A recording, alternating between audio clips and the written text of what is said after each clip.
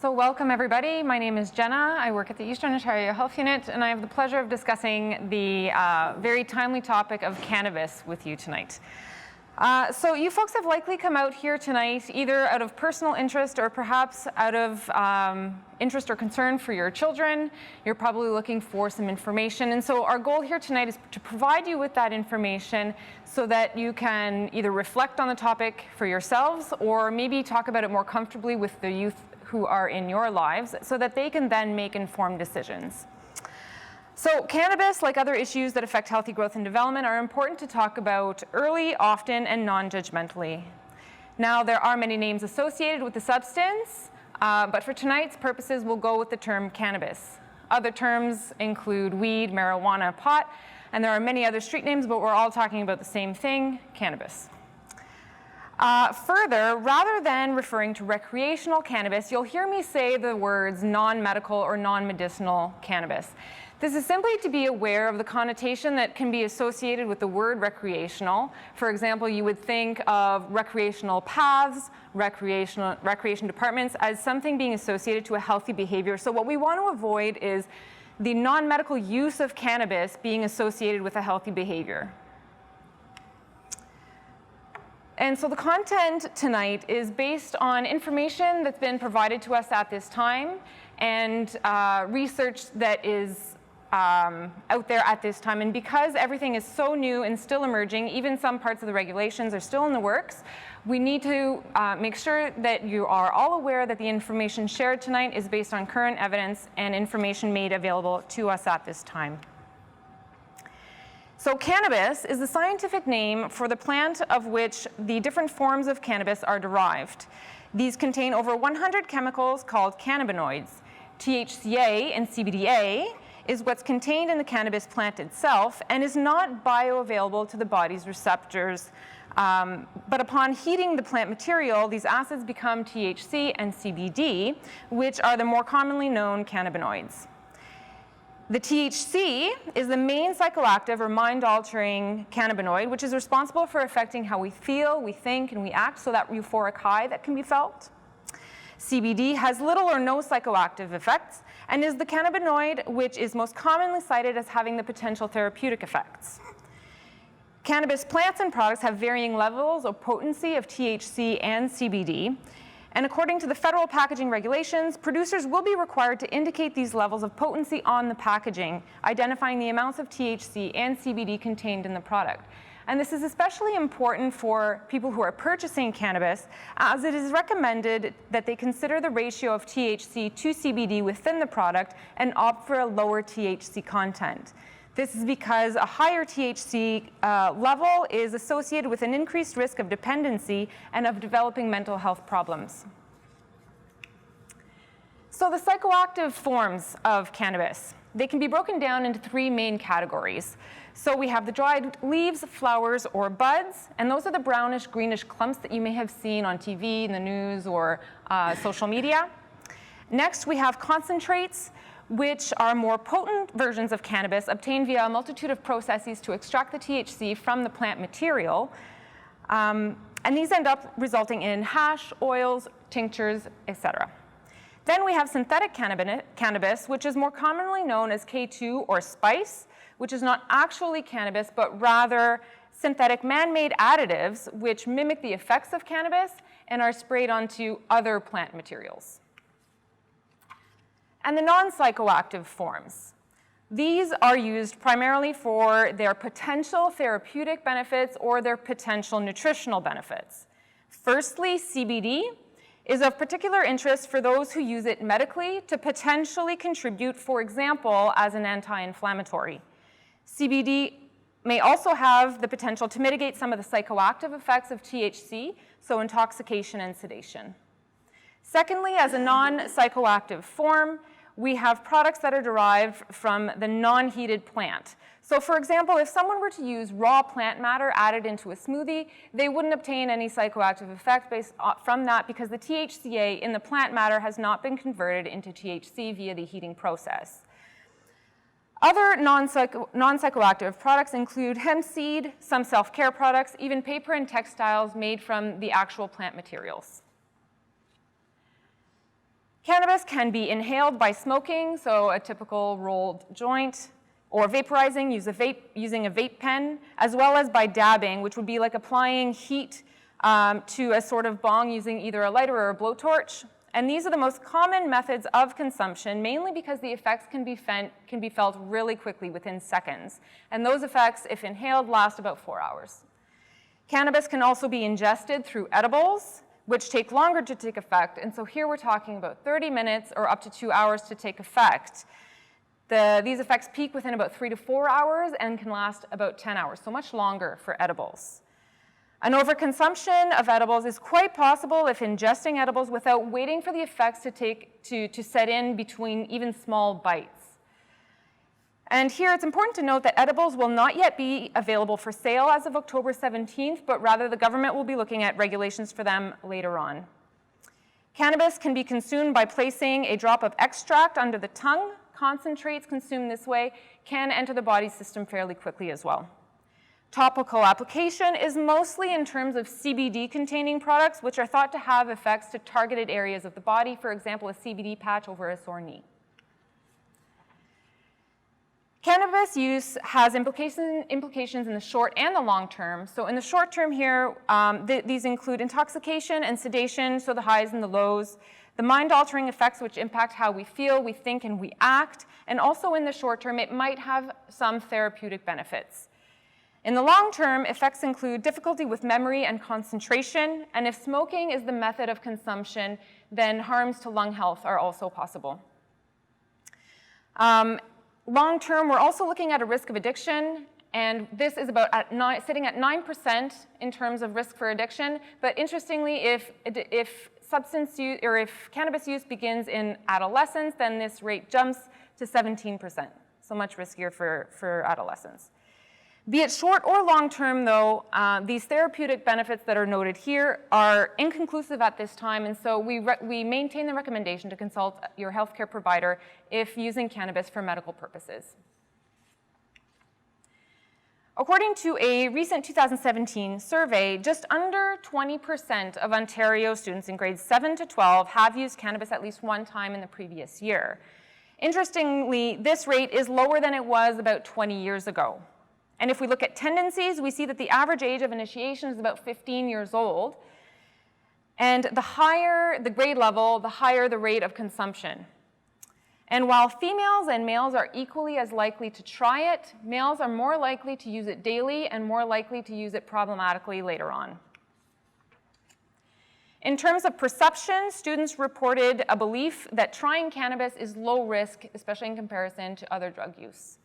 And when Canadian adults were surveyed, 28% reported cannabis use as something that was totally socially acceptable. And to put this into perspective, we have 56% of Canadian adults believing that alcohol consumption is completely socially acceptable, and then a much lower 19% for tobacco use. So we have cannabis use sitting somewhere in the middle here. In another 2017 survey, Canadian youth reported reasons for using cannabis. Some of these reasons were to fit in with friends, citing examples such as everyone else is doing it and they want to be cool too. The report cites the simple desire to do it because I just wanted to. The report also cites reasons like to be accepted into a particular peer group, make friends, or find common ground to gather around, much like how many of us would get together for a drink. They reported that another reason to use cannabis is because it's fun, exciting, and they wanted to entice others to experience that as well. Cannabis use was thought to improve their personality. For example, it can make someone more fun. Similarly, cannabis was said to give youth confidence and alleviate the social anxieties associated with making friends. Another reason shared in this survey was boredom, especially for rural youth who have less alternative entertainment options as those in urban areas. The lack of authority was said to play a role, for example, absent parents or adult role models who are known to set inconsistent rules or impose inconsistent consequences. But at the same time, cannabis use was reported as a potential result of rebellion from those who had parents who were too strict or set too many rules. And finally, some youth reported that family members were an important influence in their decision to use cannabis or not, citing examples such as if their parents use, they are much more likely to use as well. And so with all of its implications, why legalize? This graph illustrates a public health approach to the issue. At the far left, we have a total prohibition, and we see that it increases the social and health harms and leads to an unregulated criminal market. And at the far right, we have an equally risky legalization without any regulations. And so the government's goal here is that sweet spot in the center, legalization with a strict legal framework for controlling the production, distribution, sale, and possession of cannabis. The new law will help to better prevent youth from accessing cannabis, displace the illegal market, and aims to protect public health and safety by introducing product quality regulations and product safety requirements, including its packaging. There's a great deal of focus on preventing youth access, but also on diverting individuals away from the criminal justice system, and so avoiding undue hardships from having to live with a criminal record. So where are we now? The federal bill is now law and is expected to come into force on October 17th. And like all provinces and territories, this has ensued the Ontario government to come up with a safe and sensible framework. What that framework looks like? While the federal government has set the minimum age to 18, Ontario has decided that a minimum age of 19 is better aligned, and so it's the same as alcohol, meaning that it will be a criminal offense to supply anyone under 19 with cannabis and for anyone under 19 to possess it. I'd like to note here that there are interprovincial differences. For example, Quebec has left the minimum age as 18 as set out federally.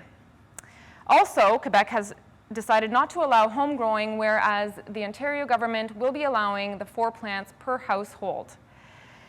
Another border issue to note is that international border crossings with any cannabis product, medical or otherwise, is not and will not be permitted. As of October 17th, the only way to access federally quality assured products will be via the online system of the Ontario Cannabis Store. In-person retail stores are slated to come in the spring of 2019 once municipalities have consulted.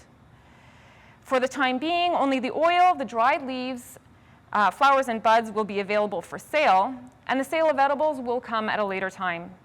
These regulated products, which also follow packaging regulations, will make product recalls feasible in the event of any issue. There are no changes, however, to how one would go about accessing cannabis for medical purposes. And the maximum allowable amount of non-medical cannabis one can possess will be 30 grams or about an ounce.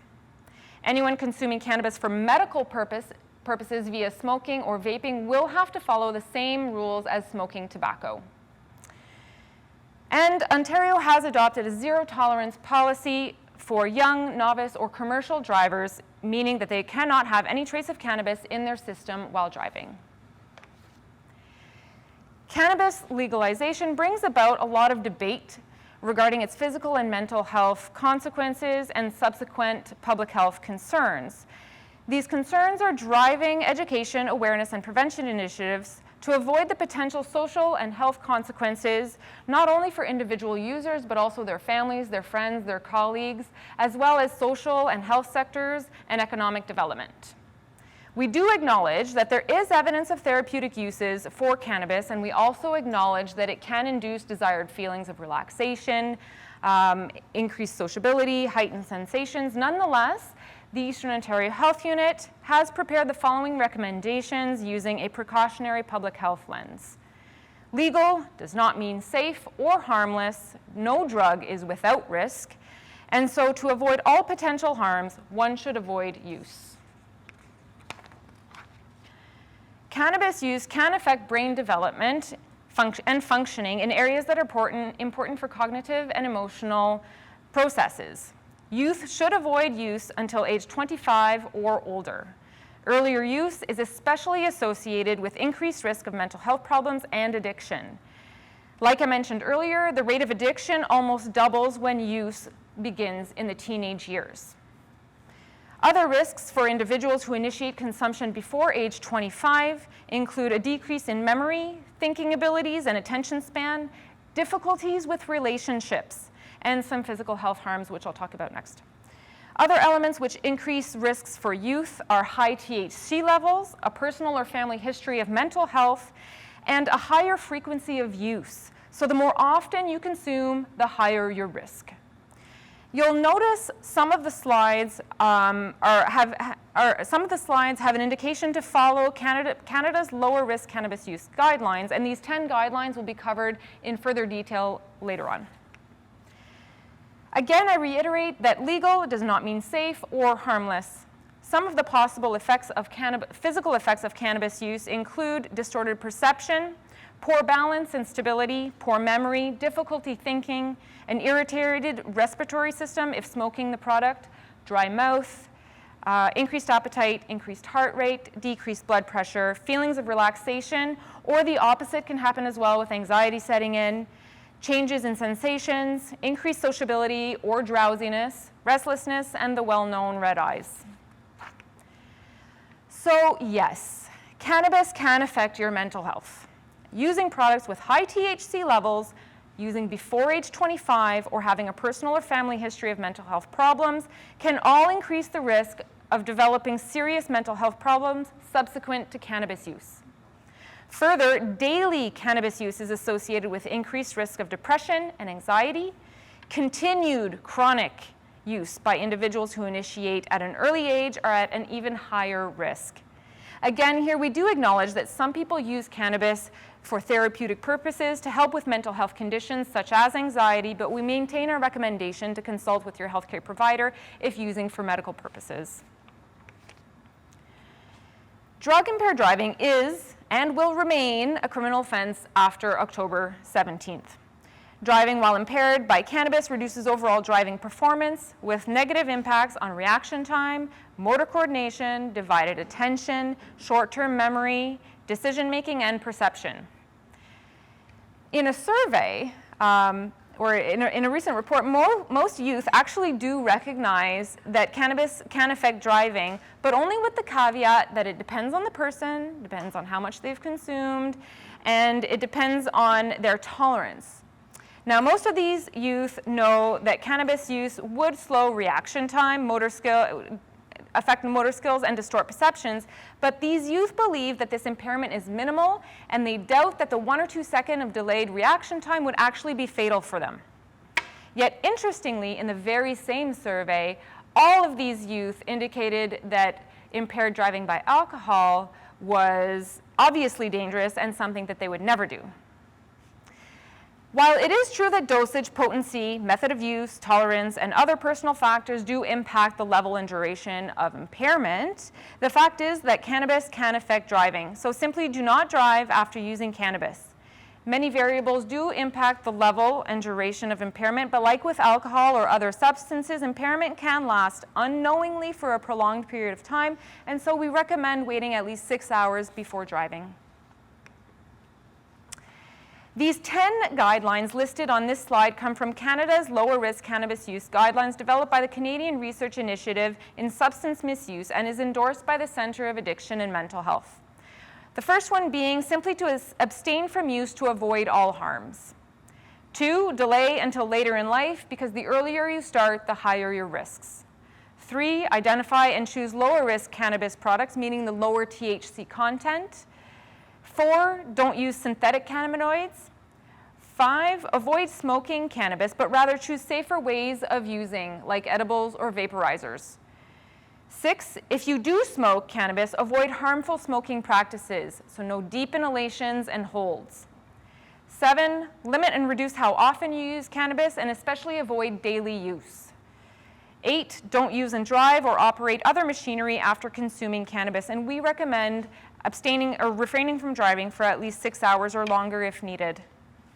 9, avoid cannabis use altogether if you have a personal or family history of mental health problems or are pregnant.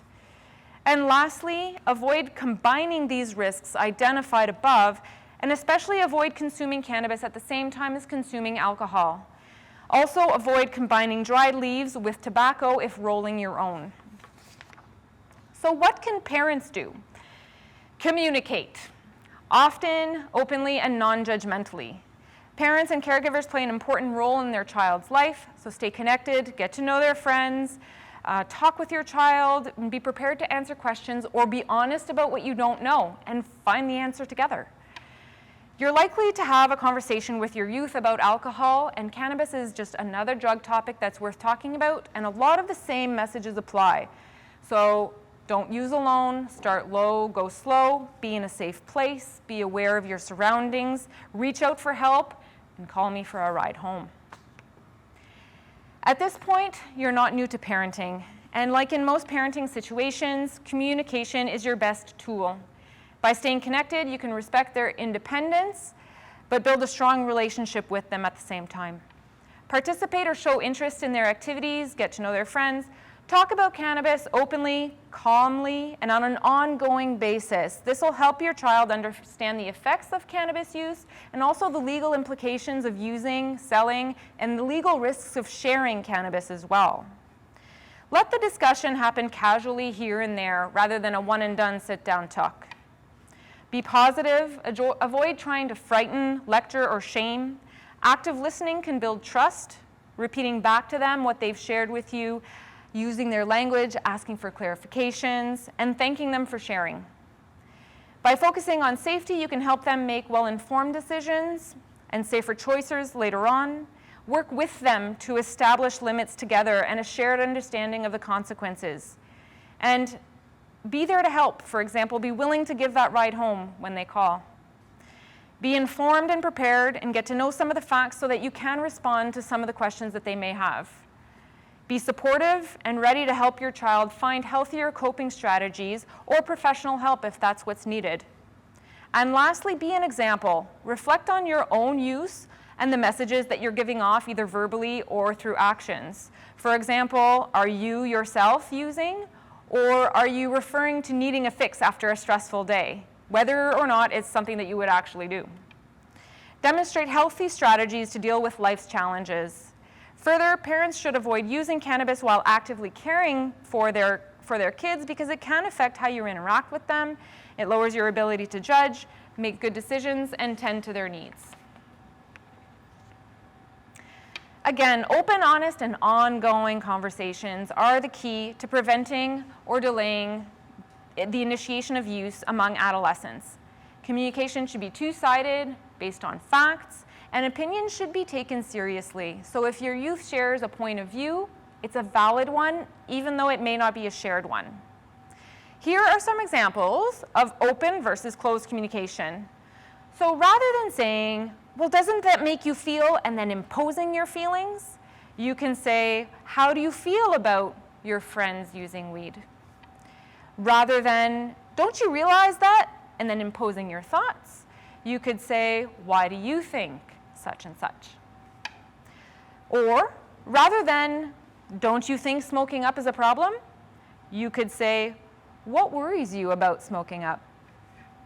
These are just a few quick examples, not made to sound easy necessarily, and if these types of conversations are new or foreign to your relationship with your child, then it might just take some practice. And if one conversation doesn't go well, then it's not detrimental. Maybe it'll go better next time. You just got to keep it going. Many of us like to have tangible items to help us work through the unknowns, and so here are some good resources that offer support for parents in their approach to the topic, and we do have some printed copies for you here tonight. The first one is the red and white document, and this is the Cannabis Talk Kit developed by Drug Free Kids Canada. The second is a quicker 4-pager titled What Parents and Caregivers Need to Know. This one is by the Center of Addiction and Mental Health. Also on this slide, we see a 1-page infographic-style resource titled Help Your Teen Understand What's Fact and Fiction. This poster was developed by the Canadian Centre on Substance Use and Addiction, and our Eastern Ontario Health Unit website also has links to such resources. Cannabis can lead to addiction, and as mentioned previously, there is a 9% risk of addiction, which almost doubles to 17% if use begins in adolescence. You may be wondering about the signs of problematic cannabis use, especially in terms of what a parent can look for in their youth. Some signs might include giving up activities that they enjoyed and were important to them, changes in mood, changes in their social circles, experiencing new out-of-the-ordinary difficulties with relationships, changes in how much or how little they're sharing with you, changes in sleep habits, perhaps borrowing money or having more money than usual. Cannabis use disorders can appear to be very similar as other substance use disorders. However, long-term impacts may not be as severe. People with cannabis use disorders, especially adolescents, often also suffer from other disorders like psychosis, depression, anxiety, or even other substance use disorders. If you or someone you know is having difficulties with cannabis use, the Hawkesbury General Hospital's addiction services can help. Your child's school may also have arrangements for services. And for those closer to the Cornwall area, their community hospital also offers addiction services. These are some additional supports available throughout our region. The Parents' Lifelines of Eastern Ontario is one that parents can reach out to for peer support from other parents with lived experience. Triple P is a parenting program that can help parents apply positive parenting techniques. Kids Help Phone offers support services for youth over the phone, by text or chat, and also general information on their website targeted to youth. And there's also Cannabis and Psychosis.ca, which offers a youth experience page which shares lived experience from youth. And so that concludes the presentation portion of our event. But before we open the floor to questions, I'd like to ask that you all take a moment before you leave the room tonight to complete the evaluation survey, simply to ensure that we're meeting the needs of our community and to ensure that we can always improve. Thank you.